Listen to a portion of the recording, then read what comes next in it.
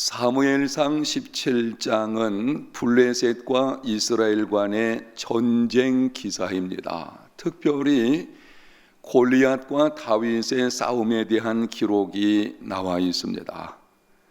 다윗과 골리앗의 싸움에 대한 이야기는 여러분들이 주일학교 때부터, 이거는 주일학교 때도 단골 메뉴죠. 그래서 이 사건을 여러분들이 잘 아실 것이기 때문에 내용은 말씀드리지 않겠고, 다만 오늘 새벽에는 이 질문에 대한 대답을 드리려고 합니다. 인생길에서 골리앗과 같은 장애물을 만났을 때에 어떻게 해야 하느냐?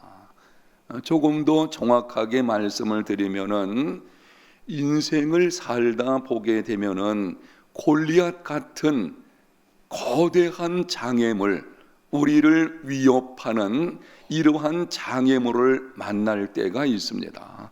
이러할 때에 하나님 마음에 맞는 사람은 어떻게 해야 하느냐라고 하는 것에 관해서 말씀드리도록 하겠습니다. 골리앗을 만났을 때에 다윗이 어떻게 했는지를 오늘 본문을 중심으로 3가지 정도 말씀을 드리게 될 것입니다. 여러분이 피곤하시겠지만 이 말씀을 잘 들으셔서 인생길에서 고난은 찾아오게끔 되어져 있어요. 우리는 늘 평안한 삶을 원하지만 예기치 않은 일들이 우리 인생에 종종 찾아오게 됩니다. 그 예기치 않은 고난 중에서도 위압적이고 불가능해 보이는, 모든 사람이 두려워하고 잠을 못 이루게 만드는 이런 골리앗 같은 장애물을 우리는 어떻게 해야 할 것인가? 첫 번째로 본문 47절에 이렇게 기록을 합니다. 또 여호와의 구원하심이 칼과 창에 있지 아니함을 이 무리로 알게 하리라. 다윗이 골리앗을 만났을 때에 첫 번째로 한 말이 이것입니다. 여호와의 구원하심이 칼과 창에 있지 아니함을, 하나님께서 어떤 분이신지를 분명히 고백하는 것입니다. 하나님의 구원하심은 칼과 창 혹은 사람들이나 주변 환경에 달린 것이 아니라는 것입니다. 여러분이 다윗과 골리앗의 싸움을 주의 깊게 읽어보게 되면은 이 두 사람이 가지고 있는 무장을 자세하게 묘사를 합니다. 이 자세하게 묘사하는 것은 그만한 뜻이 있는 것입니다. 4절에서 7절까지는 골리앗의 무장을 기록합니다. 골리앗은 신장이 6규빗 한 뼘이요 머리에 노투구를 썼고 몸에 입은 어린갑은 중수가 놋 5,000세겔이며 다리에는 놋 견갑을 쳤고 어깨에 있는 놋 단창은 자루가 배틀째 같고 창날은 600세겔이라고 합니다. 그런데 40절에 다윗의 무장에 대해서는 이렇게 기록을 합니다. 손에 막대기를 가지고 시내에서 매끄러운 돌 5을 골라서 자기 목자의 제구 곧 주머니에 넣고 손에 물매를 가지고 블레셋 사람에게로 나아가니라. 골리앗은 투구와 갑옷을 입었지만 다윗은 평상복을 입었습니다. 골리앗은 배틀째 같은 창을 들었지만 다윗은 막대기를 들었습니다. 골리앗은 창날에 600세겔이나 되었지만 다윗은 매끄러운 돌멩이 5개를 가졌습니다. 객관적인 전력으로 보게 되면은 이미 승패는 결정된 것처럼 보입니다. 누가 보아도 이 전쟁에서는 골리앗이 승리할 것으로 생각했습니다. 그런데 승리는 누구의 몫이었습니까? 다윗의 몫이었습니다. 다윗이 물매에 돌을 넣어 던지니 돌이 날아가서 정확하게 골리앗의 이마에 박혔습니다. 골리앗이 넘어졌을 때에 다윗이 나아가서 골리앗의 칼을 빼가지고 골리앗의 머리를 베어 버렸습니다. 여러분, 다윗이 승리한 비결이 무엇입니까? 전쟁은 하나님께 속한 것이며 하나님의 구원하심은 칼과 창에 있지 않다는 것을 분명히 알았기 때문입니다.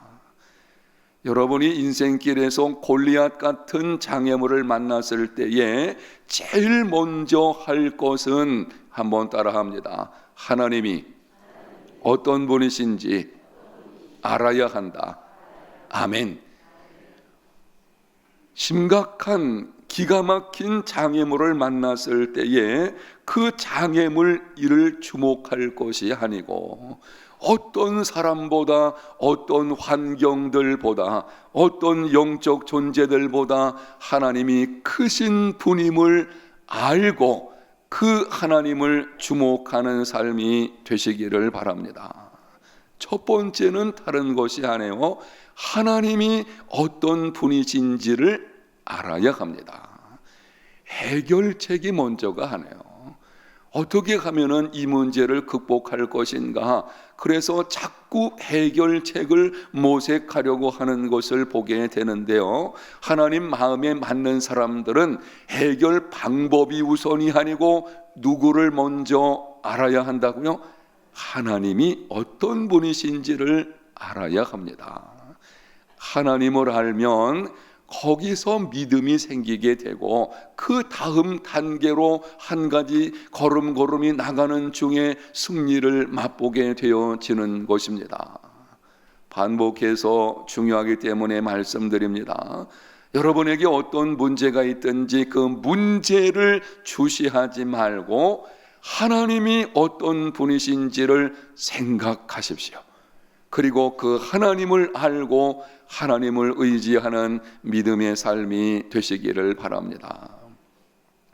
두 번째로는 하나님이 어떤 분이신지를 알았다면 다음에는 그 하나님께서 반드시 구원해 주실 것임을 믿음으로 선포해야 합니다.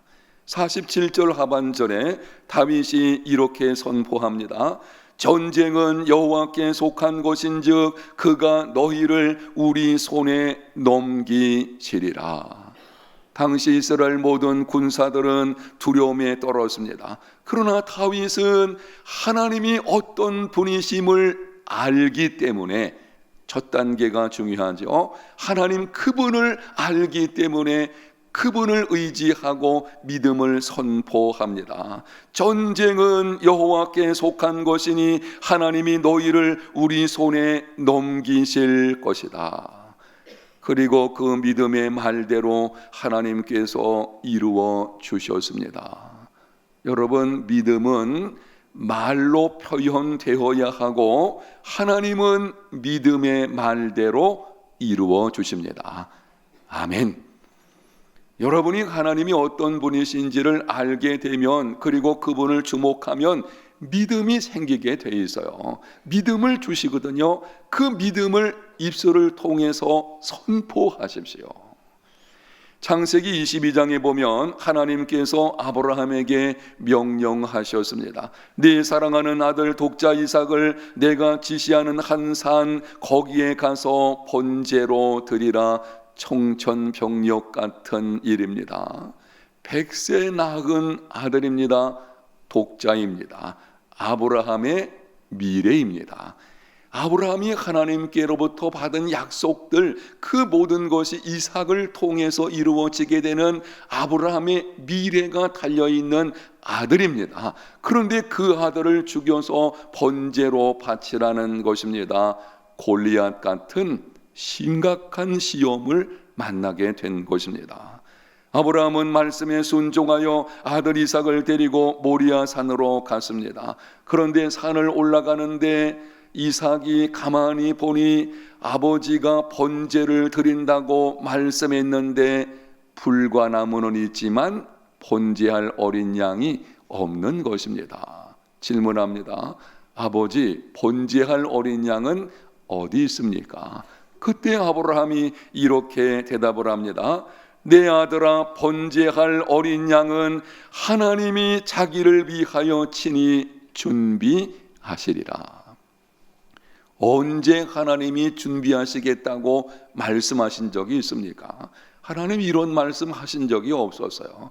그러나 아브라함에게는 분명한 믿음이 있었습니다.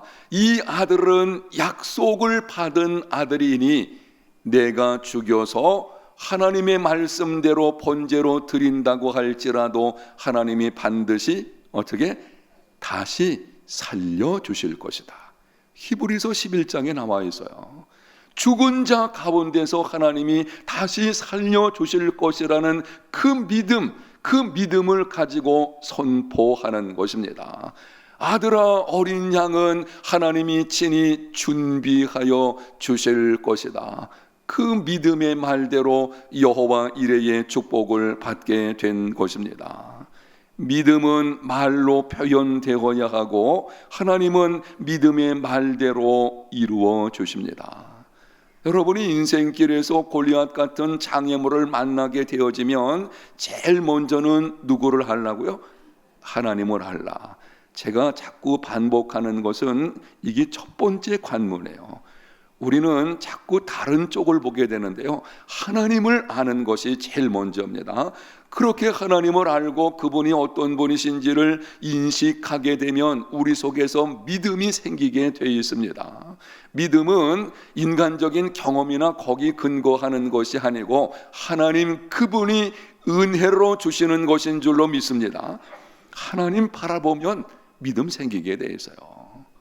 믿음의 주요 온전하게 하시는 예수를 바라보자.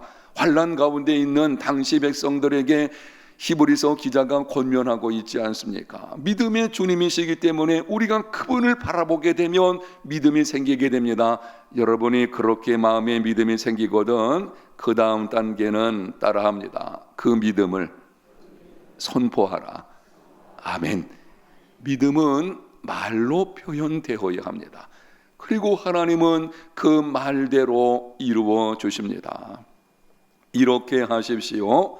골리앗 같은 장애물이 찾아오게 되면 하나님을 신뢰함으로 믿음의 말을 하게 되어지는데요, 반드시 하나님께서 이 모든 것을 합력하여 선을 이루어 주시리라. 이 믿음의 선포거든요. 기도는 결코 헛되지 않는다. 내게 능력 주시는 자 안에서 내가 모든 것을 할 수 있느니라. 하나님이 나를 연단하신 후에는 내가 순금 같은 믿음으로 나오게 될 것이다. 이렇게 여러분이 믿음을 좀 선포하시는 것이 중요합니다. 하나님께서 나의 상처를 싸매시며 고치시는 날에는 달빛은 햇빛 같겠고 햇빛은 7배가 되어 7날의 빛과 같으리라.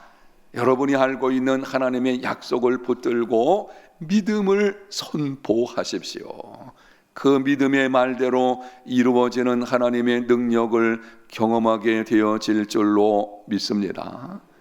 말은 놀라운 게요, 내가 믿음이라는 것을 갖고 있는 것이 이렇게 표현되기도 하지만 일단 말하게 되면 그 말이 나를 또 끌고 가게 됩니다. 내가 어떤 사람인지를 보여줄 뿐만이 아니고 말은 능력을 가지고 있는데요, 그 말이 내 인생을 끌고 가는 거예요. 하나님을 신뢰함으로 믿음을 선포하면 놀랍게도 그 말이 나의 믿음을 더욱 강하게 만들 것이고 그 믿음이 견고하여짐으로 믿음으로 말미암는 하나님의 능력을 경험하게 되는 것입니다. 세 번째 단계가 있는데요, 하나님이 어떤 분이신지를 알고 하나님을 신뢰함으로 믿음을 선포했다면, 여러분이 입술을 열어서 믿음의 말을 했다면 그 다음 한 단계가 더 있는데, 다윗이 어떻게 했는지 본문 48절에 이렇게 기록을 합니다. 영상에 있는 말씀 같이 읽어보겠습니다. 블레셋 사람이 일어나 다윗에게로 마주 가까이 올 때에 다윗이 블레셋 사람을 향하여 빨리 달리며, 골리앗이 다윗의 말을 듣고는 가소롭다는 듯이 가까이 다가오기를 시작합니다. 골리앗이 볼 때는 하나님을 믿는 사람도 아니고, 그러니 뭐 큰 소리만 치는 것으로 생각을 했겠죠. 그때 다윗은 골리앗을 향해 빨리 달리며 나아갔습니다. 여러분이 영상에서 보고 있는 이 말씀 중에서 블레셋 사람을 향하여 라는 말씀에 주목하십시오. 다윗은 믿음을 선포하고 그 자리에 머물러 있지 않았습니다.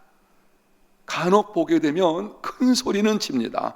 하나님이 하실 것이야. 나는 내 믿음을 표현했으니까. 근데 문제는 아무것도 하지 않고 그냥 그 자리에 머물러 있는 사람이 있게 되는데요, 이거는 참된 믿음의 모습이 아닌 것입니다. 승리는 믿음으로 나아가는 자의 몫입니다. 하나님이 역사하실 것을 믿는다고 말했다면 이제는 그곳에 머물러 있을 것이 아니고, 그 믿음은 행위로 나타나야 될 것이고 믿음대로 행하는 삶이 되시기를 축복합니다.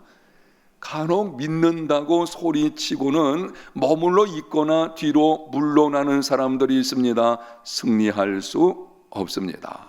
한번 여러분이 오늘 본문에서 생각해 보십시오.